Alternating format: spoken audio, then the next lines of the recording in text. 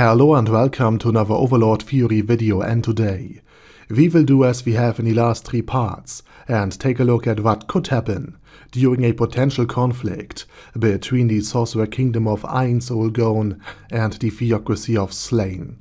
But before we do so, let me thank my Patreons for supporting this channel, as well as all users of the YouTube thanks function who made one-time donations.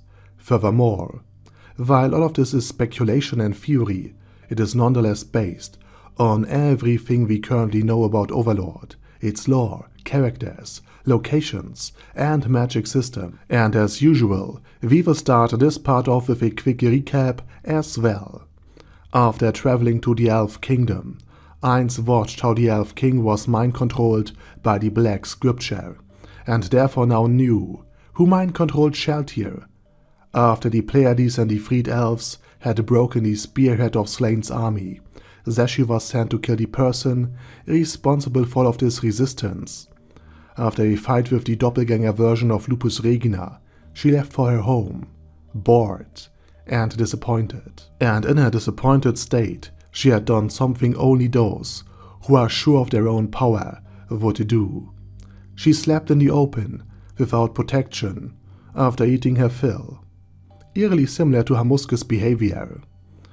But unbeknownst to her, she had been observed by another one. Before dawn, Shalltear would have caught up to her, ready and eager to attack, instructed to fulfill her part for the most cruel form of revenge. At the inner sanctum of a holy building, in one of the Theocracy's cities, a dark knight met up with a Black Scripture. While the Sorcerer King was busy holding a parade, Momon, with whom the Undead King was at odds with, could slip away and participate in the briefing of the coming attack. With Zashi already having sent word of her victory, and many more complaining about the pathetically weak opponent, the final phase of the plan could be enacted. As soon as Zashi would return, the mind-controlled Elf King, Momon, the Black Scripture, and the Godkin herself would attack and publicly defeat the Sorcerer King, thus plunging his kingdom into chaos. While the demi-humans and heteromorphs would fight over the now leaderless kingdom, the adventurers saved from Ainz Ooal Gown, as well as the other scriptures, would save the human population. After that, a major offensive would reconquer the lands lost and secure them for humanity. With the now largely unpopulated north of the former Reistar's kingdom serving as a buffer between the humans and the council state. Momon voiced his fascination by the plan. After all, it was his first time that he met up with the people who mind-controlled the vampire in front of the Sorcerer Kingdom's capital, whom he had fought and ultimately defeated.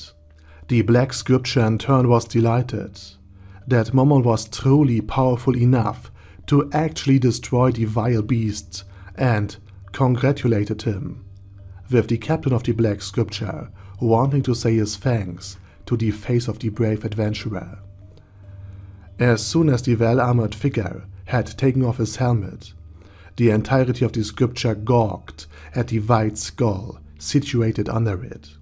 2 small flames, dancing in the eye sockets, were facing down the Godkin. He didn't understand what was happening. Was this a trick, a cruel prank, or an illusion, meant to deceive the undead servants of the Sorcerer King and thus regain control over the lost territories even quicker?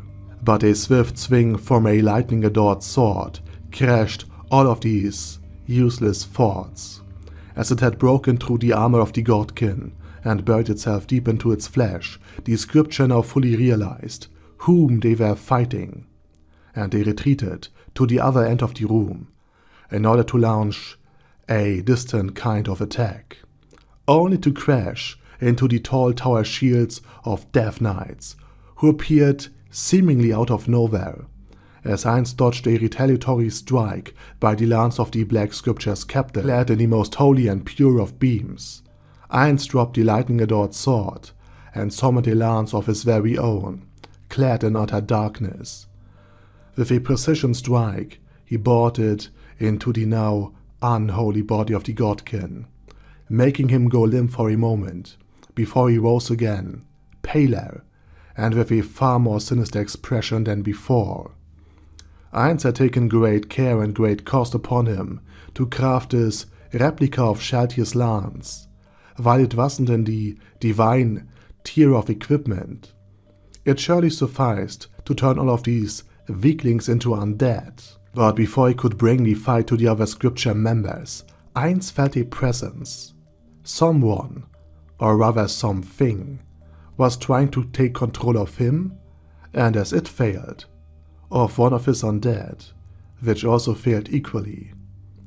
Now another dark night entered the chamber.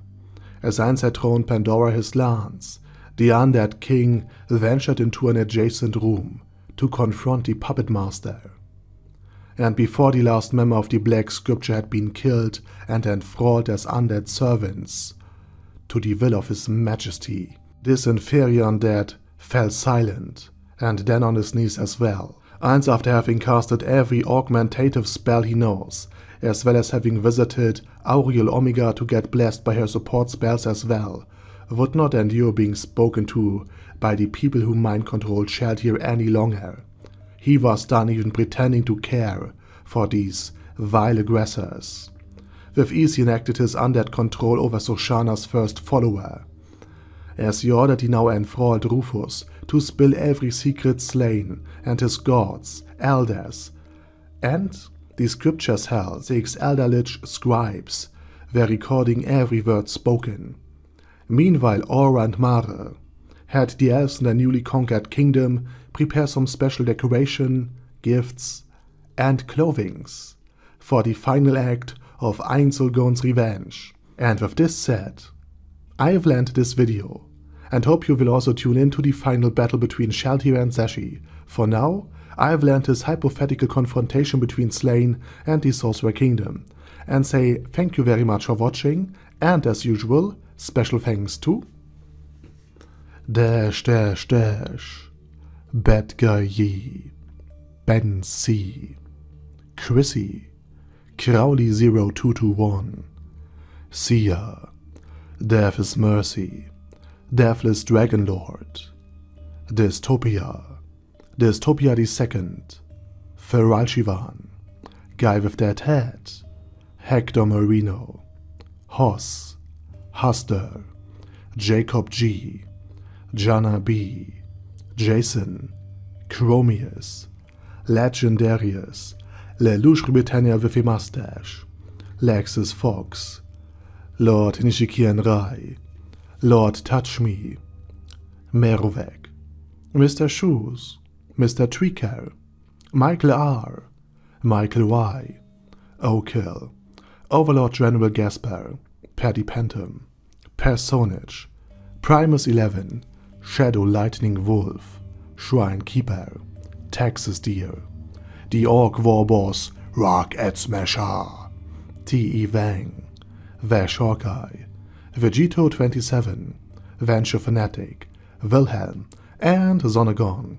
Thanks guys. Anyway, have a nice day, and I hope to see you all again soon on our next video.